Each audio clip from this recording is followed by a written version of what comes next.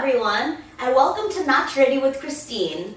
On this show, I will be introducing you to different people that work all through the DC, Maryland, Virginia area who promote their South Asian culture through the performing arts. So for today, I have someone coming who's really special to me. She aims to create, move, and inspire young people through her Bharathanatyam dance. Today we'd like to introduce Davina Etwaroo.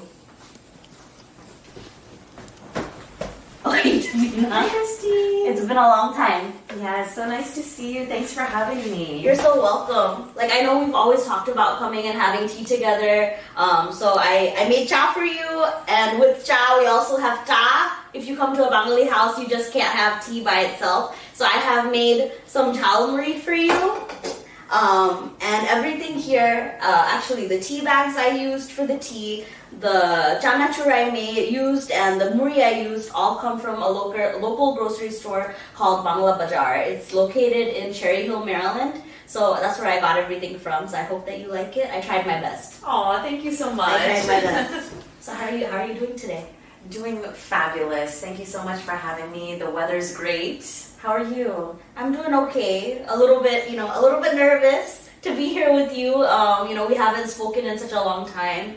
And I know that we've gone on and off talking about our passions with dance. And, I just wanted to get to know you a little bit better. So I think you might already know that I'm from Bangladesh. My parents immigrated here in the 80s.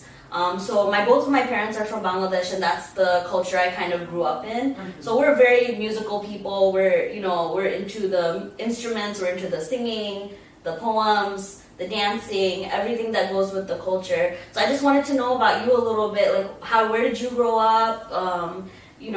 What is your background, and how did you get into dance at all? So actually, I was born and raised here in Maryland.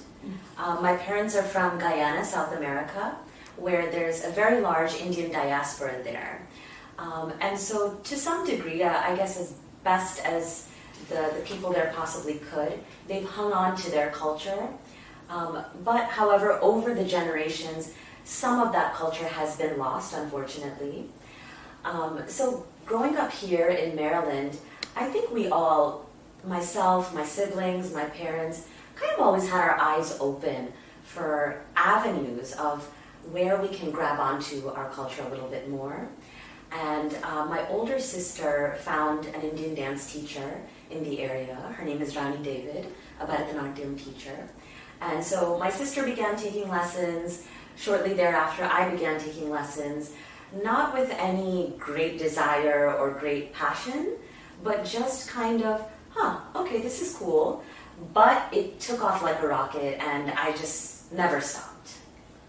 Definitely. I feel like we parallel in that way. I also spent most of my life in Silver Spring. I was born in Bethesda. But I think when my parents came in the 80s, there wasn't that many Bangladeshi families here. There were maybe like 4 or 5 families around. Mm-hmm. And so my mom also tried to look for ways that she could plant a seed within us. So when my dance teacher came from Bangladesh, she was like somebody that was very well known in the Bangladeshi Christian community, which is really a small community in Bangladesh, because it's primarily a Muslim population. It's about like 98% Muslim and 2% Buddhist, Christian, and Hindu put together. Mm-hmm. But they're still very, they celebrate all the festivals together. So when she came, I think my mom just wanted me to be exposed in some way. So one day she just said, I'm driving you to a dance class.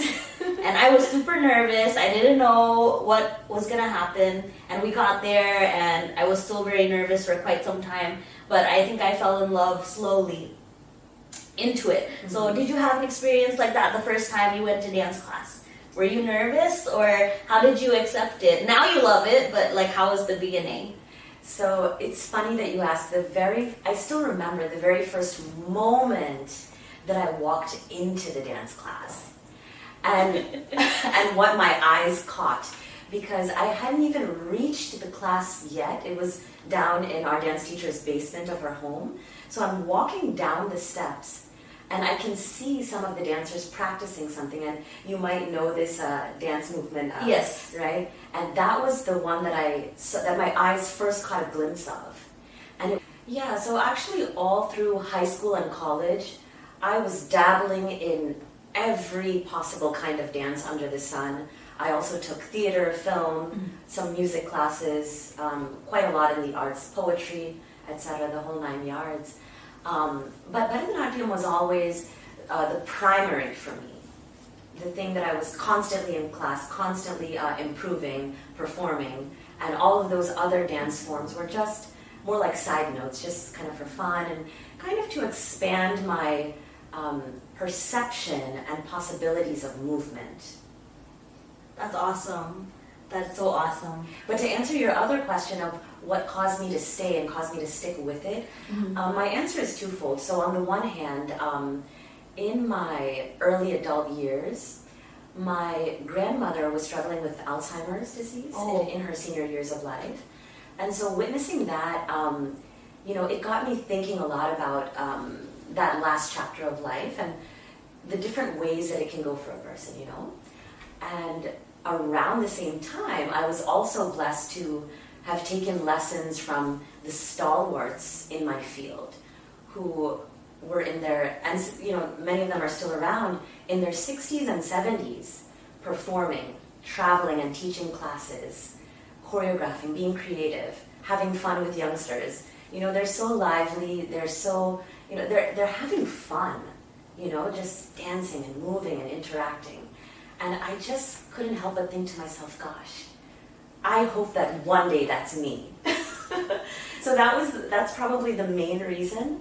And then also having so many encouraging people around me, having parents approaching me, asking, will you teach my child how to dance? Or having people asking for a performance, or different, or even you asking me this time for an interview. So all of the relationships, all of the encouragement that I get, even from my elders and my seniors in the Bharathanatyam field, it really means a lot to me and keeps me going. Oh, that's so awesome. And I had no idea that your grandmother was going through something like that. I myself, as my profession, I work with older adults. I am a memory care manager. That's my job. I work with people that have dementia. And some of the things that really stay with people for the longest time is music, poetry, prayer, and painting, the dance, the arts. I feel like stays with them for the longest time. So whenever I go to work and you have a very challenging day with some of these residents, because they go through points in their day where they live in a different time period, or they don't remember where their children are, or they're just distraught because of anything that they're going through during that day. They get so many pockets of joy through seeing someone dance, Right. through singing a song that they used to sing when they were younger. Right. So I have a big connection to that. So I was just wondering, outside of you teaching and being involved with dance, what are you doing as your day-to-day profession? I know sometimes we have that goal set that we want to do a job that we love every day, and sometimes it's hard to be in the performing arts field and have a job that's connected to that. So are you able to make your living by dancing or by teaching, or do you have something else that you're also working on too?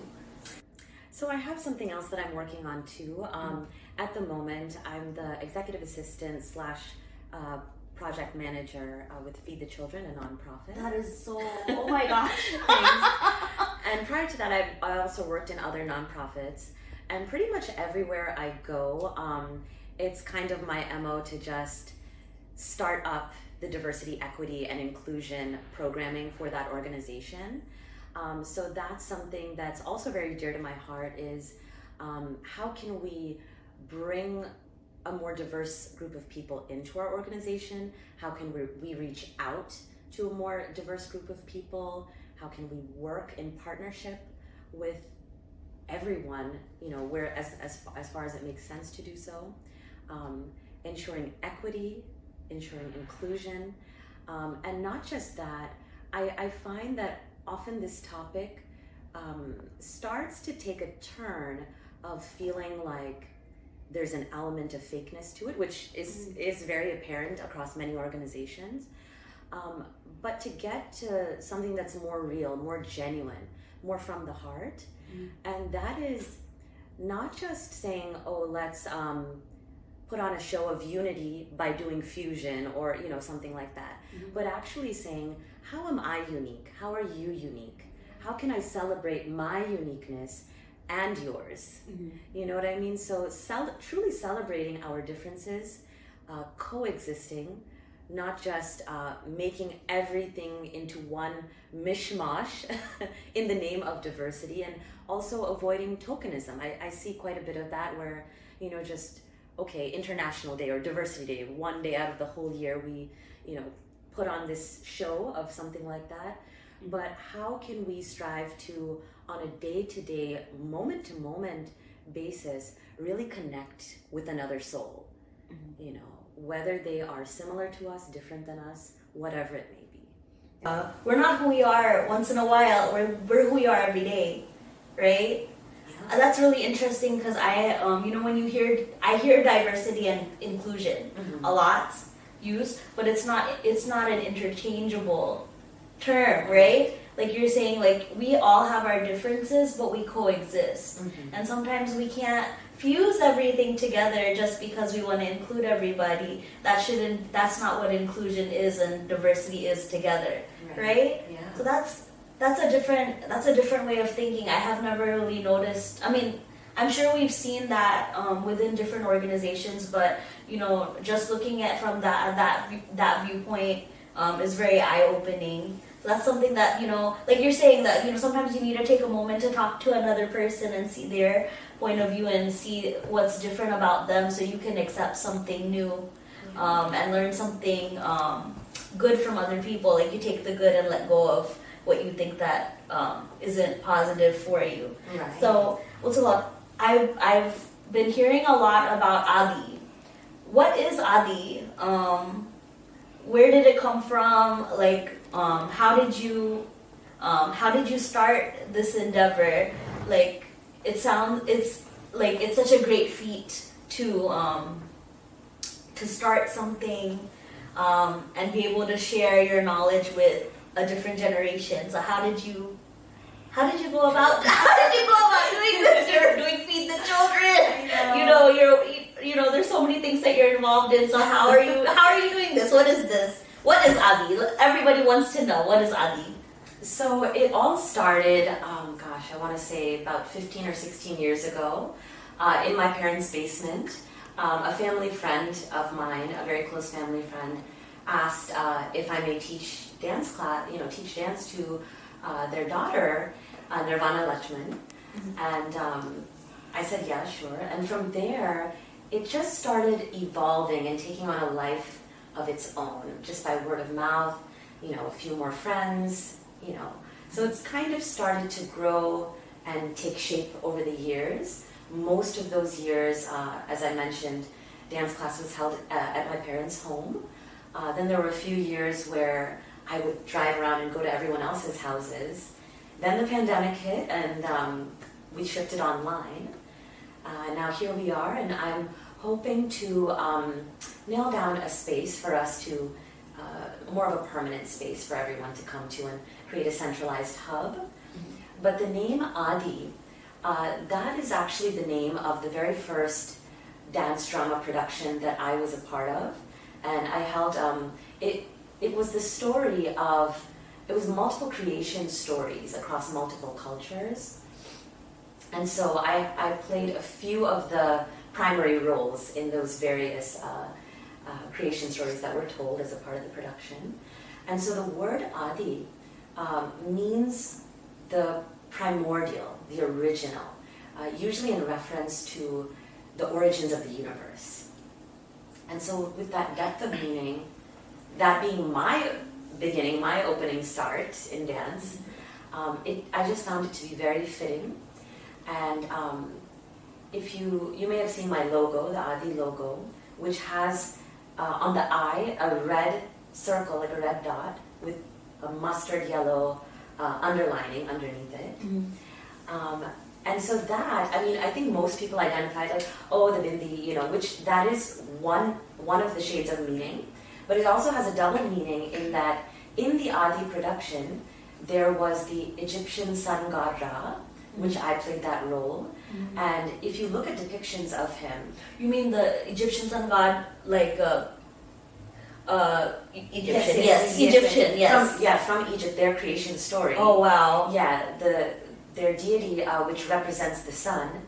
If you find images of that particular deity, the sun image that's a part of him is this red disc, this red dot, with a kind of yellowish underlining. And what it is that rising sun in a valley between two mountains.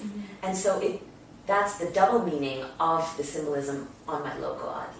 Oh, so that's like a personal touch of yours, like it's a backstory kind of. If Right. you don't, like the deeper you look into something, the more you can learn about where the origins of that thing, of that entity or anything came from. And that's awesome, because when I first heard the name Aadi, like I think I mentioned this to you, I thought because it's a Bharathanatyam, primarily Bharathanatyam is taught there. I mean, I think you have other classes that you can talk to us about that you also offer. But I first thing that came to my mind was Aadi Talam. You know how a lot of Bharathanatyam pieces are in that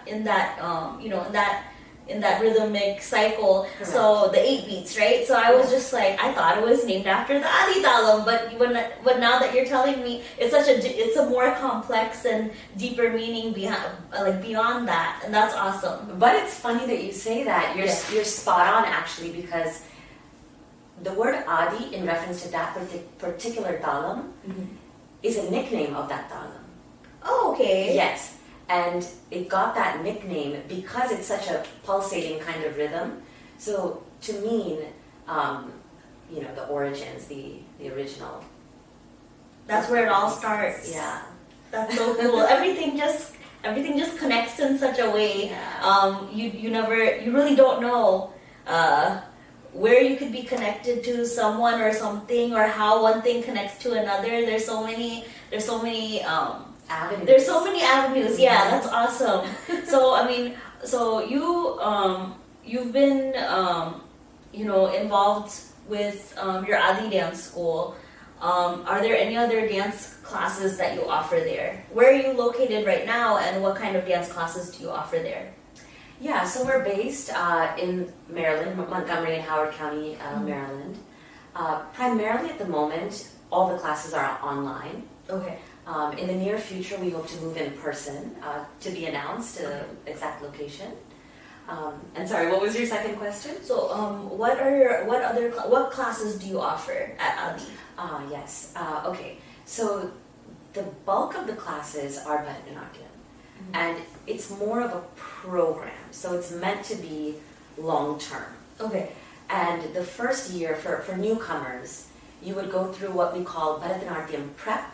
Okay. And that is a year that's a probationary year. So that's Okay. a chance for the potential student, to prove themselves, not in terms of how they dance, but in terms of being regular to class, showing up for class in a way that you've come prepared, in terms of your dress, your setup, you've practiced, homework completion, these kinds of things, to demonstrate the seriousness of that student. And then after that year, a conversation would take place if they're accepted to move on. At that time, they can decide whether it's right for them, whether they want to continue or not.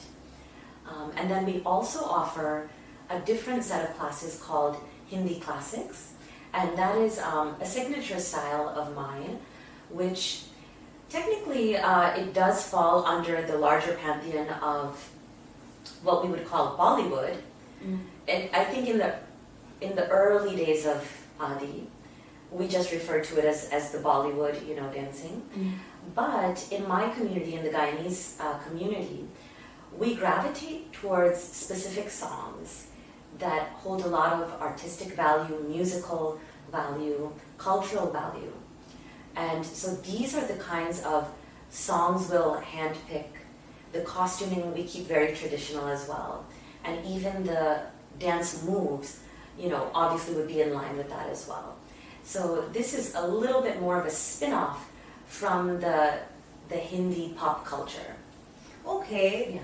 Like, I know you're Guyanese, and I've attended a couple of Guyanese events only because some of my cousins and have married into Guyanese families, and I noticed that as well, that there's certain songs that are really sentimental to a lot of people. I think because just like your parents tried to look for ways to have you connect to your Indian roots, I think a lot of families that are from South America that have like an Indian roots, they are drawn to certain songs that they have just held on to and carried on over, that kind of like snapshot a picture of something that means being South Asian to them, like being Indian to them. And I think that's so beautiful as well, because there's certain traditions that kind of fade away, right, over time. Even people that are Bangladeshi, Pakistani, Indian, who were born there, they come to another area, and sometimes those specific traditions kind of phase out, or sometimes it doesn't become fashionable anymore or something like that. But I noticed sometimes in Guyanese communities, in Trinidadian communities who have like that Indian background, there's certain traditions that they've held on to for the longest time that a lot of people have let go of. Because like when you think of it this way, I think when someone comes to a new country from where they were, and they have to hold on to what is most familiar to them, what gives them comfort, and then from there coming to the United States, still holding on to those things. It's just such a great big legacy that has been carried over. So for you to be a part of that is such a big deal. Don't you think? Yeah. What is that phrase? With great responsibility comes. I think with great. Anybody know? I know it's from. I think it's from. Is it from Spider-Man or Superman? I think. Don't hate us, you guys. Don't hate us. It's much older. It's much older than Spider-Man. Yes. It's from. We will find out. Yes. We will find out when we take our food break. We will find out and let you all know where that quote came from. Yeah. But the core of that is pretty much to say that when you're bestowed with something, with anything, right? Especially legacy, when you're talking about legacy, and especially me as a Bharathanatyam dancer, we are a part of what we call the Guru Sishya Parampara, which is that lineage of teachers, dancers. And so we have to maintain what's been handed to us and pass that on in the best way possible, carry it forward. So I think it's that sense of responsibility, that sense of duty, which is part of the reason why I continue doing what I do. Yeah, I think that's something that's really close to my heart as well. I feel like some forms of dance, some forms of music have not been formalized like the way ballet has been. There has not been created like a formal notation that everyone can just look at a book and say, oh, okay, I can learn how to do this from here. It's really hands-on. It's from one teacher to the student. Student becomes teacher, goes to the next student, and that's the only way it's been passed down all this time. I know Bharatanatyam, there is some areas that have kind of we have systems put in place with like the adavus and stuff like that. There's certain things that almost everybody learns, and it's very similar compared to whichever guruji you have, but still each guru has their own style as well, right? So it's like, it's crazy that we're a part of this big family that, like sometimes I tell the kids that I'm teaching to, it's like crazy how, I came from my dance teacher came from her dance teacher, and so on and so forth, and we're all connected in that way. That's the only way we could have handed it down in that quality, right? That's crazy. I know with folk dance, there, it really hasn't been formalized in any way, except for that, handing it down too. So it's like, that's something I'm really passionate about too, to preserve the folk culture, just like you are trying to preserve through the classic classes that you're doing with the signature songs that are really close to your community. I think in the same way, like I always look for ways to preserve the folk culture through folk music, through folk dance, and trying to hand that off to another generation too, through Bangladeshi folk dance. I'm so glad that we have something like that in common. Like I didn't know that about you before, and I didn't know the meaning behind the classes that you were teaching, so I think that's pretty awesome. Now viewers, we're going to talk about some controversial topics. Please don't take it to offense. Please don't think of it any other way. But these are just some things that came to my mind, and I thought that I should ask Davina what's her opinion. So please don't take any offense to anything that we talk about right now. So this is a controversial topic for me. Do you think that dance education, musical education, any type of performing arts, do you find that it is more of a privilege to have those given to you and to being taught to you? I know this is not something that we often talk about, but I often find that even in the South Asian families that we grow up in, sometimes, like my family was really supportive when I was younger, but sometimes when you get older, it's not something that your parents tell you, yeah, I know you love to dance, go for it. Very rarely. Go for it and pursue it. Or, with music, yeah, do it. You can do that as your full-time job, we believe in you, kind of thing. Or, when you're getting married sometimes, even if you're not having an arranged marriage and you fall in love with someone in the South Asian community, that is kind of a common topic that comes up. Do you dance? Do you sing? Do you write poetry? Do you write stories? Anything that has to do with the culture. I feel like, do you feel as though that within our community has become something that is kind of like a sign of wealth, or a sign that your family had enough to ingrain those things in you? Because I feel like some people that don't have the means don't like have the opportunities that we had to have our families take us to dance class and stuff like that. Do you see anything like that within your experiences? Yeah, so for sure, the reality is that it's a privilege. That's not what I want.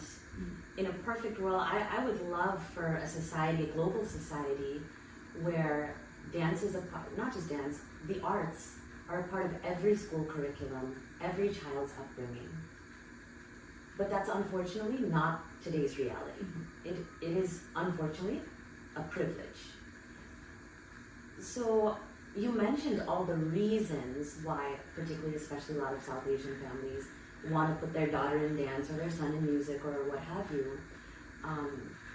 But if folks were to realize the deeper purpose, the deeper benefits of the arts, then the society could change to where we have an interest, we have a vested interest in raising all the children with arts as a part of their upbringing.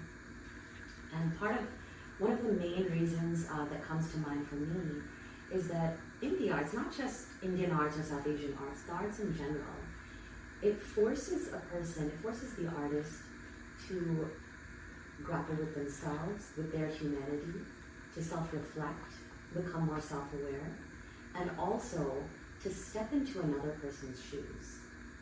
So for example, if I have to dance a padam, I have to find out about that character, all of the details, try to imagine what their experience is like, and then step into their shoes.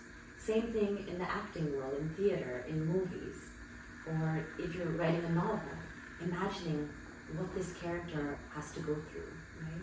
So it's through the arts that we allow ourselves to see things from different perspectives. And this is a way of cultivating empathy and compassion. And through that, just imagine if every person, every human being had arts as a part of their life. A taste of that. What a different world this would be. That's crazy. That's crazy. It shouldn't be that crazy. It really shouldn't. It should be that every young person, like you said, in a perfect world, we would want that every person have access to that. Every person be exposed to that, because yeah, it does make an impact. It made an impact on you, and it made an impact on me, and I think we're definitely different people because of that. So I do want to I want to bring this up. I think that we talked about this before, but I just want to bring it up again. So recently I went to Bangladesh to visit. My husband and I, we didn't really have a traditional honeymoon after we got married. So this past time I went to Bangladesh, and my husband and I went to Bandarban. Bandarban is like an area up in the mountains. It's a beautiful place. And from Bandarban, my husband and I went to Thanchi. Thanchi is at the top of the mountains. My uncle is a priest, so he's been working in Thanchi with the youth over there for some time. So there's been a long time he's been telling me, visit me. So this is the time we went up to see him and where he stays. So where the church mission is, there's a church school. There are boys, there are girls, they're all different ages. There are some nuns, like sisters, religious nuns who are there who teach the children. There's my uncle who's the priest, and then another priest who's there. The two of them kind of run the place together. There's only one spot for running water, so people come from miles carrying baskets filled with bottled water, plastic bottles to fill their water, and they carry it back for miles for their drinking water. And that spot is the only place that had it. So I like the way that they're living is such a simple way of life, but they're so grateful for everything that they have. And when I went up there, I brought some candy with me, and my uncle was like, okay, so I'm gonna invite all the kids, and they're gonna come, and then you can say hello to everybody and give them candy. So they were sitting in the church having music class. So there's like one of the sisters comes and sits with them with the harmonium and the tabla, and they're singing. And I'm sitting in the back of the room, and they know I'm there. They're like, Father Sheetal's niece is sitting in the back, watching us sing, and they were so excited.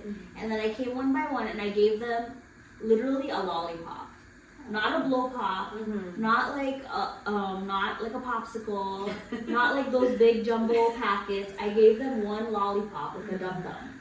I gave each of them a lollipop. They were like from age maybe 7 all the way up to 17, 18. Right. And I gave each of them a lollipop. And the gratefulness that they had in their face, Davina, every time I think about it, I feel like, like I feel like crying. They were so, so overwhelmed with thanks. Wow. And then when I left from there, I heard that they found out that I danced. And they thought that I was gonna teach them something before I left. And I felt like they don't have the access to even what we have here, even in schools. And I just thought it was such a, it was so touching to me. So I thought that, we could do something. Yeah. So I was talking to you, and I think that we're gonna work on hosting a dance workshop here in Maryland, and I'm so grateful that you want to be involved, and you're the first person to say yes to me. I asked a couple of people. Could I get a tissue? I'm so grateful that you said yes. You're the first person that I reached out to that has said yes so far. So viewers, we're NaachReady, the dance entity that I founded. NaachReady is basically a place where I would like to promote the performing arts, South Asian culture, and also help the youth in other areas in our community and also in other countries that don't have access to dance education. So basically, Davina and I are working together to host our first dance workshop in Maryland. The proceeds from the dance workshop is going to go to Tanchi, to that mission that I went to visit, so that we can host a dance workshop there. I'm connected to a couple of dancers in Bangladesh who have also said yes to working with us. And so it's gonna be an exchange program. It's called the NaachReady Dance Exchange Program. And we're gonna be hosting dance workshops here in the DMV to fund dance workshops in other parts of the world and in other parts of the community that don't have access. So we need all of your help. We will have the information ready for you. We're hoping for the dance workshop to be in January, so more information to come on that. And I'm just so grateful, Davina, to you for being on the same. Carrying baskets filled with bottled water, plastic bottles to fill their water, and they carry it back for miles for their drinking water. And that spot is the only place that had it. So I like the way that they're living is such a simple way of life, but they're so grateful for everything that they have. Yeah. And when I went up there, I brought some candy with me, and my uncle was like, okay, so I'm gonna invite all the kids, and they're gonna come, and then you can say hello to everybody and give them candy. So they were sitting in the church having music class. So there's like one of the sisters comes and sits with them with the harmonium and the tabla, and they're singing. And I'm sitting in the back of the room, and they know I'm there. You know, they're like, oh, Father Shitol's niece is sitting in the back, you know, watching us sing, and they were so excited. And then I came one by one, and I gave them literally a lollipop, not a blow pop, not like a popsicle, not like those big jumbo packets. I gave them one lollipop, like a dum dum. I gave each of them a lollipop. They were like from age maybe 7 all the way up to 17, 18. Right. And I gave each of them a lollipop. And the gratefulness that they had in their face, Davina, every time I think about it, I feel like, you know, like I feel like crying. They were so, you know, so overwhelmed with thanks. Wow. And then when I left from there, I heard that they found out that I dance, and they thought that I was gonna teach them something before I left.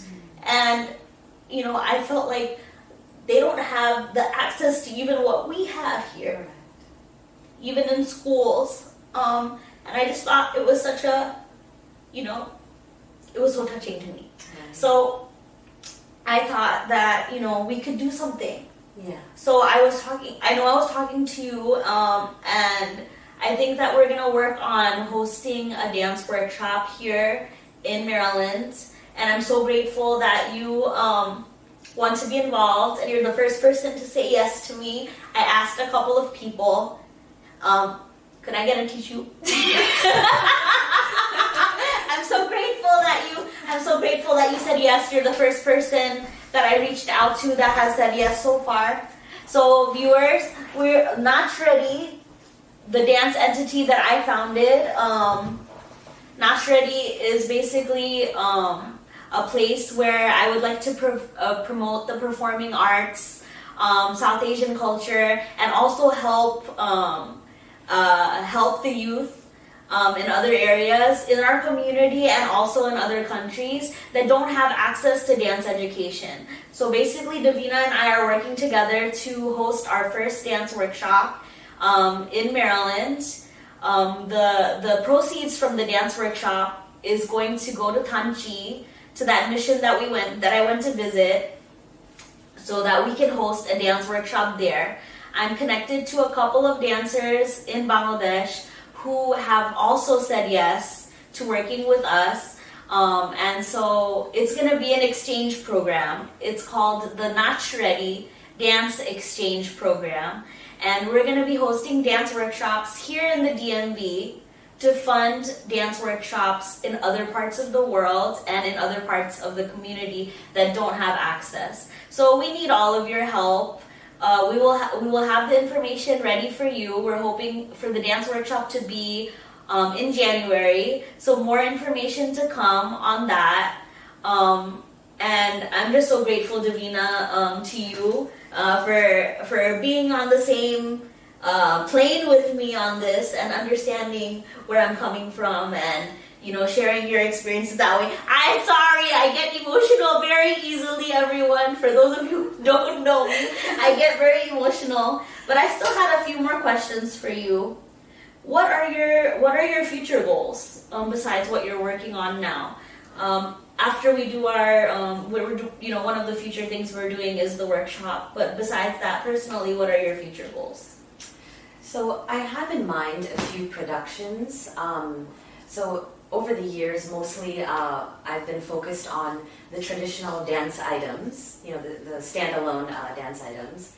And so I'm planning to start dabbling. Actually, we kind of have started to get our feet wet already, in terms of doing dance dramas and the like, some of which would be me and my peers, and some of which would be for my students. And so for the more senior productions for myself and my colleagues, my goal with that is to share my inner world, my psyche, my life experience through the mode of Bharathanatyam. So that's one of my goals. And then another thing that I already have been over the years, cultivating this, but even more so, I want to really strengthen the bonds, strengthen the connections, both locally and globally, so that all the students are not just under their teacher's wing for years or decades, but that we get the chance to interact, to meet each other, to form friendships within the field of dance. So I'm hoping to create more of a hub with stronger bonds. Oh, that sounds awesome. That's so great. And it's so great to have goals in front of us. Sometimes even making big goals, even though every day we're taking very small steps towards it, is just looking forward to something that is bigger than ourselves. Yeah. Right? And that's just so great. And you can include me in some of that. I would love to be able to experience something with you after all this conversation that we've been having. Like I feel energized. I feel like I got some fuel from you to keep moving towards bigger things. And again, I'm so grateful that you're sharing your time with me today and sharing some information with everybody. What message do you have for young people who are learning Indian classical dance right now? Why do you think that they should continue learning and practicing? I know that you already touched on it a little bit, but could you speak to the young people right now and tell them something that you want them to know from one dancer to another and why they should be continuing? Sure. Yes. So the path of learning any classical art form, whether it's Bharathanatyam, Kathak, even the musical instruments as well, it's not an easy path, the classical arts, ballet as well, right? There will be roadblocks along the way. There will be challenges. There will be plenty of days that you want to quit. There may even be periods of time that you do quit. But my advice to you is stay the course. Keep at it. Know that every hurdle you get over, it becomes that much easier on the other side and that much more fun on the other side. So get through those obstacles, get over those hurdles, move past it, keep improving, keep practicing, keep having fun with it and seeking new avenues for fun, connection, friendship within your respective art form. And you will see the fruits of that labor in the years ahead. Some of which, just to name a few, although there's so many, the physical benefits, the mental benefits, the emotional comfort that comes with it, the friendships, the connections. Your life can take on a whole new direction and a whole new path through the arts. So my number one piece of advice is stay the course. Thank you. I hope that message has brought all of you out there who are learning dance from any age, really. If you're a young, if you're a young adult, if you're a teenager, if you're an adult, if you're one of my older adults that I work with, I think that message applies to all of us, doesn't it? And I think that's such a great slice of what it means to be a performing artist, and just that little squeeze of the juice. And I hope that everyone can taste it and get its sweetness. So let's do something fun. We still haven't actually drank our tea. We didn't have any nachachuru, we just kept talking. But let's go into, I want to do some rapid fire questions with you. Sure. Since we've been talking about really serious topics, I want to just see if we can do something fun before we close. So if you had to choose a different form of dance to learn, what you've already said, that you've done, you've dabbled in other forms. But if you had to choose another form of Indian classical dance, like that you just think is so beautiful, and that if you had to have that opportunity to train in that again, what form of dance would it be and why? That's an easy one for me because I think about it here and there. It's kuchipudi. Oh, I love kuchipudi too. I know. It has this femininity to it, this feminine quality, at least as far as I perceive. Mm-hmm. And I just feel like when I'm watching a performance, the music, the movement, I'm like, gosh, I feel like it suits me, like it suits my personality. But the only reason why I choose not to actually pursue it is that it takes a lifetime or more to master even one of these art forms. So I'd rather stay the course, as I said, in Bharathanatyam. Maybe in my next life I'll attempt kuchipudi. That's awesome. Yeah, kuchipudi is really beautiful, and I can see what you're saying about that. But yeah, kuchipudi, okay, so that's Davina's guilty, that's Davina's little thing in her heart, on her inside. She watches kuchipudi and thinks, oh, I wish I could just slide in there and, get into form with them. Okay, here's another one. If you woke up one day in, Rukmani, right? Rukmani Devi Arundale. If you woke up in her body, you woke up one day and you're in her body, what would you do with yourself? I would use my position, my authority, to make the arts accessible to as many people. And actually that is what she did in her lifetime. Mm-hmm. But I would continue on that path and expand it even further, even to the degree of being involved in politics, seeing how we can incorporate the arts into school systems, and so on. Well,